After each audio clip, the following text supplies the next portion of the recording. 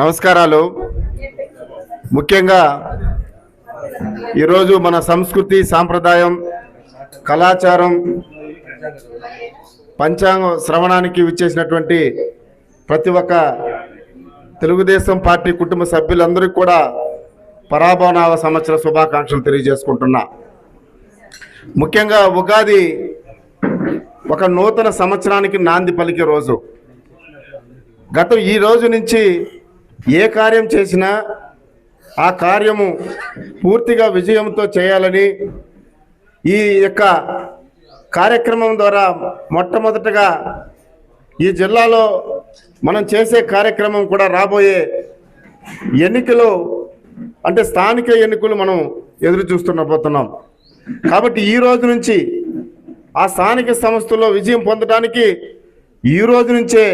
మనం పని ప్రారంభించడానికి ఈ పరాభవనావ సంవత్సరాన్ని ఈరోజు మనం మొట్టమొదటిగా తీసుకొని ఆ సూక్తితో, ఆ యుక్తితో, ఆ ముక్తితో మనం అందరూ కూడా వెనకబడాలని, ముందుండి మన యొక్క కష్టాన్ని నష్టాన్ని పారదోలి ఏదైతే మనిషికి మంచి ఉంటుంది, చెడు ఉంటుంది, అదేవిధంగా మన జీవితంలో అన్ని కారాలు ఉంటుంది. అందుకే దీన్ని షడ్రుచులతో ఏర్పరిచినటువంటి ఉగాదిగా మనం నామకరణ చేస్తుంటాం. కాబట్టి మన జీవితంలో ఒగురుంటుంది, తీపి ఉంటుంది, అదేవిధంగా కారం ఉంటుంది, అన్ని షడ్రుచులు కలిపినటువంటి రోజే ఈరోజు ఉగాది. కాబట్టి మనం ఎంత కష్టపడినా ఫలితం మాత్రం విజయాన్ని చేకూర్చాలని, అదేవిధంగా తెలుగుదేశం పార్టీ అధికారంలో ఉన్నప్పుడు చంద్రబాబు నాయుడు గారికి పూర్తిగా ఆరోగ్యాలతో ఉంటూ మన రాష్ట్రం సుభిక్షంగా ఉండాలని, అదేవిధంగా ఆ రాష్ట్రంలో ఉన్నటువంటి చిత్తూరు ప్రజానికం కూడా సుభిక్షంగా ప్రశాంతంగా ఉండాలని చెప్పి ఈ జిల్లా ప్రజానికాన్ని కోరుకుంటూ ఆ దేవదేవుని ఆశీస్సులతో మన జిల్లాలో రేపు జరగబోయే స్థానిక సంస్థలలో పూర్తిగా విజయ అవకాశాలు రావాలని చెప్పి ఈ సందర్భంగా ఆశాభావాన్ని వ్యక్తం చేస్తూ ఈ ఉగాది మనకు నూతన ఉత్తేజాన్ని ఇవ్వాలని చెప్పి ఆ దేవుణ్ణి ప్రార్థిస్తూ ఇక్కడికి వచ్చేసినటువంటి పెద్దలందరికీ కూడా, ముఖ్యంగా ఎన్నో కార్యక్రమాలు ఉన్నా, ఇంట్లో చాలా పనులు ఉన్న ఉగాదికి పాపం మహిళలు మొత్తం తెల్లారితో వచ్చి సాయంత్రం ఇప్పుడు దాకా ప్రశాంతంగా ఉంటూ ఈ పంచాంగ శ్రవణాన్ని విన్నటువంటి ముఖ్యంగా మహిళలకి నా యొక్క ప్రత్యేకంగా ధన్యవాదాలు తెలియజేసుకుంటున్నా. అదేవిధంగా పెద్దలు మేము ఎప్పుడు పిలిచినా మాకు ఒక పెద్దరికాన్ని ఇస్తూ, మాకు ఒక గౌరవాన్ని కల్పిస్తూ, అతను ఎంతో అనుభవం ఉన్న మమ్మల్ని ముందుండి ఈ పార్టీ కార్యక్రమాల్లో కాదు సాంస్కృతిక కార్యక్రమాలు కూడా మీరు ముందుండి నడిపేటువంటి పెద్దలు, ఎప్పుడు నా శ్రేయోభిలాషులు,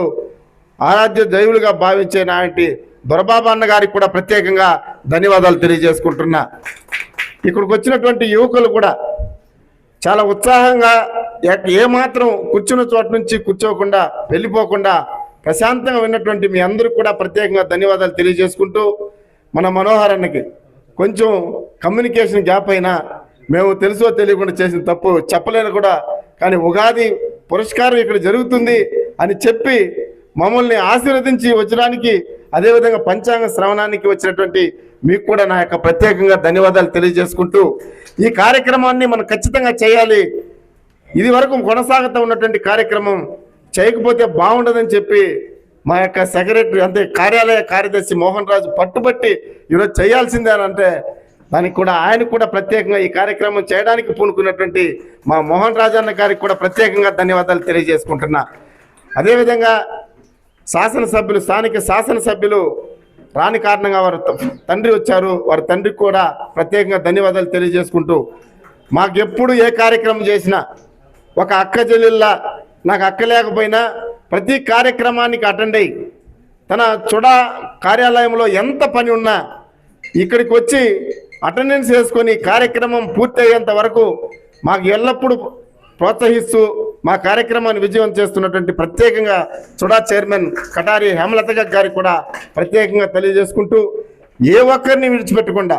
ఆ అన్నైతే నిన్న చేసినటువంటి కార్యక్రమంలో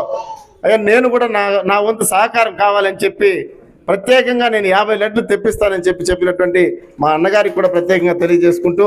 కృతజ్ఞతలు చేసుకుంటూ ప్రతి ఒక్కరికి ఇక్కడికి వచ్చి పంచాంగ శ్రవణాన్ని ముఖ్యంగా శ్రద్ధగా వింటూ ఈ కార్యక్రమాన్ని విజయం చేసిన ప్రతి ఒక్కరికి ధన్యవాదాలు తెలియజేసుకుంటున్నాను.